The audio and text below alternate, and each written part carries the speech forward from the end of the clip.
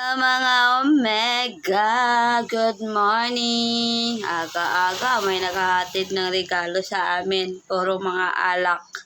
So, ang unang regalo nila kay tatay na Christmas gift, ito. Ito, Emmanuel. Ganun sa Emmanuel. No, okay.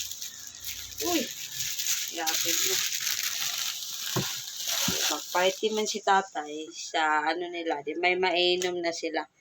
At saka, thank you so much kay si Ruben at sa kanyang asawa sa binigay nilang Fondador.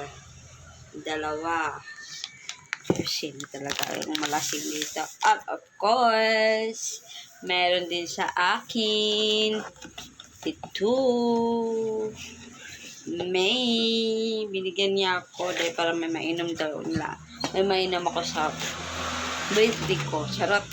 Thank you, Sir Ruben. Sa May. I love it.